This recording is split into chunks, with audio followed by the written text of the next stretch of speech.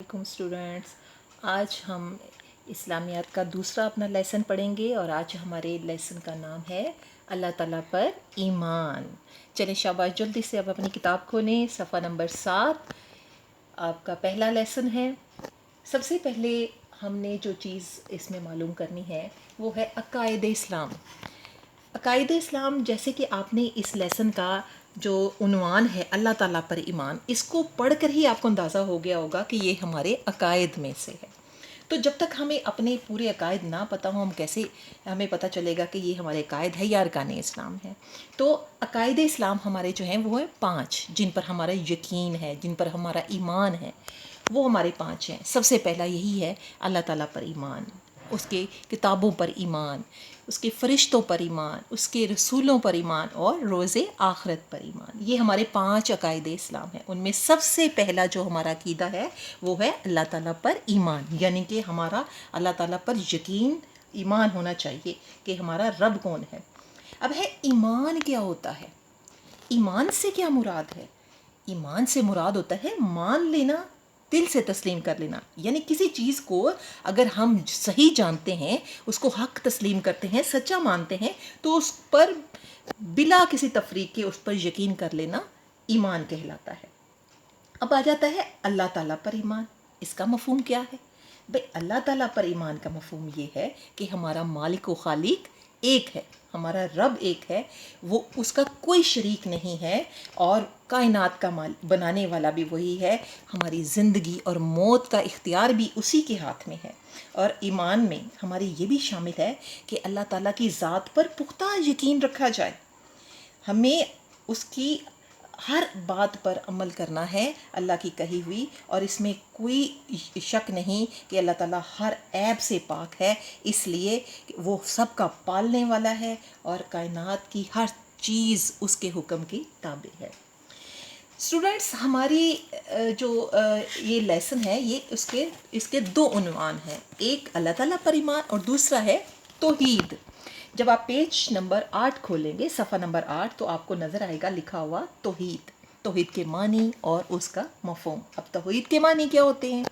توحید کے معنی ہوتے ہیں یعنی اللہ تعالیٰ کے ایک ہونے پر یقین رکھنا۔ اللہ تعالیٰ جو ہے وہ واحد ہے، یکتا ہے، ایک ہے، اس کو ایک ماننا جاننا، اور اس کی صفات میں، اس کی ذات میں کسی کو شریک نہ کرنا۔ یعنی ہم نے یہ ماننا ہے کہ ہمارا رب ایک ہے اور اس کا برابر کوئی نہیں، اس چیز کو ماننا، وہ یکتا ہے، یہ توحید کہلاتا ہے۔ پھر آ جاتا ہے توحید، عقیدہ توحید ایمان کی بنیاد ہے۔ عقیدہ توحید ہمارے ایمان کی بنیاد اس طرح ہے کہ ہماری تمام جو ضروریات ہیں، ہماری تمام مشکلات ہے، وہ سننے والا، کرنے والا جو ہے وہ اللہ تعالیٰ ہے، اور ہمارے تمام انبیاء علیہ السلام جو تھے وہ بھی یہی اللہ کی تعلیم لے کے آئے تھے، انہوں نے بھی ہمیں توحید کے بارے میں بتایا۔ ارشاد ربانی ہے، آپ اپنی بک میں وائس دیکھیے گا، الہاکم الہ واحد، آپ کی سورۃ بقرہ کی یہ آیت ہے، آپ اس کو انڈرلائن کر لیں، اور اس کا ترجمہ بھی، اور لوگوں تمہارا معبود خدائے واحد ہے۔ اور دوسری آیت ہے آپ کی لیسا کمثلہ شیء، اس کا یہ سورۃ الشعراء کی ہے، اور اس کا ترجمہ ہے اور اس جیسی کوئی چیز نہیں۔ یہ ارشاد باری تعالیٰ ہے، اور یہ دونوں آیات ہیں۔ یاد رکھیے گا کہ آیات ان کو کہتے ہیں جو کہ اللہ تعالیٰ کا فرمان ہوتا ہے۔ تو اس میں اللہ تعالیٰ جو ہے اپنے واحد ہونے کا، اپنے یکتا ہونے کا بتا رہا ہے۔ اب یہ ضروری ہے کہ ہماری جو ہے تمام ضروریات اور مصائب اور مشکلات میں ہم صرف اللہ تعالیٰ کی ذات پر بھروسہ کریں، کیونکہ وہی ہے جو ہماری ضروریات پوری کرتا ہے، ہمیں اسی سے مدد طلب کرنی ہے، جیسا کہ سورۃ فاتحہ میں بھی بتایا گیا ہے، ایاک نعبد و ایاک نستعین، کہ اے پروردگار ہم تیری ہی عبادت کرتے ہیں اور تجھی سے ہی مدد مانگتے ہیں۔ ہمیں پتہ ہے کہ ہماری مدد کرنے والا خدا کی ذات کے سوا اور کوئی نہیں ہو سکتا۔ اگر ہم کائنات کی آپ نا اسٹوڈنٹ، آپ یہ چیز دیکھیں کہ اگر آپ کائنات کو غور سے دیکھیں نا تو آپ کو لگے گا، نظر آئے گا کہ سورج، چاند، ستارے، یہ سب چیزیں اپنے مقررہ وقت پر آتی ہیں اور چلی جاتی ہیں. اور کبھی آپ نے دیکھا ہے کہ کبھی کوئی جو ہے ستارے جو ہیں وہ سورج کے ساتھ ٹکرائے ہوں، یا سورج جو ہے وہ کسی اور طرف سے طلوع ہوا ہو. یہ سارا نظام خود بخود تو نہیں چل رہا نا، اس کو چلانے والی ایک ہستی ہے، ایک ہی ذات ہے. آپ یہ دیکھیے اگر کائنات کا نظام کسی اور کے ہاتھ میں بھی ہوتا، اگر خدا نخواستہ دو کوئی ہوتے تو ان کا ٹکراؤ ہوتا، ہر کوئی اپنی مرضی چلاتا. لیکن ہماری یا ہمارا پالنے والا ہمارا خدا جو ہے وہ واحد یکتا ہے. یہ ساری کائنات کا نظام اسی کے ہاتھ میں ہے، اس کا کوئی شریک نہیں ہے. وہی خالق و مالک ہے، ہماری ضرورتیں پوری کرتا ہے، اور ہمیں اسی کی ہی عبادت کرنی ہے، اس کے ساتھ کسی کو شریک نہیں ٹھہرانا. اب ہے خدا کی ذات و صفات میں شریک نہ ٹھہرانا. اس کی کیا وجہ ہے؟ آپ کو پتہ ہے کہ جب ہم خدا کی ذات میں، اس کی صفات میں اگر کسی کو شریک ٹھہراتے ہیں تو وہ شرک کہلاتا ہے.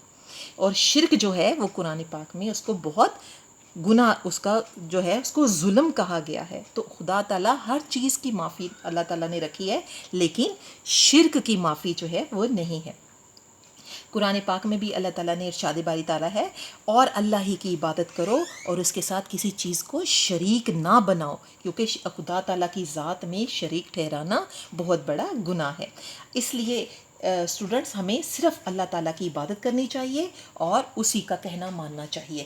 عقیدہ توحید سے مسلمانوں میں خوبیاں پیدا ہوتی ہیں. اب یہ دیکھیں کہ جو بندہ، جو انسان عقیدہ توحید پر یقین رکھتا ہے، جس کو یہ پتہ ہے کہ میرا واحد رب ایک ہے، میں اسی کی عبادت کروں گا، مجھے پالنے والا بھی وہی ہے، میرا رازق بھی وہی ہے، تو ایسے انسان میں، ایسے مومن میں، ایسے مسلمان کے اندر بہت ساری خوبیاں پیدا ہوتی ہیں. مثلا جرت، بہادری، صبر و توکل، ایسی صفات اس کے اندر پیدا ہوتی ہیں، کیونکہ اس کو پتہ ہوتا ہے، جرت ایسے آتی ہے اس کو پتہ ہے کہ میرا رب جو ہے وہ صرف میرا مالک ہے، میرا، اور مجھے کسی سے نہیں ڈرنا سوائے رب کی ذات سے.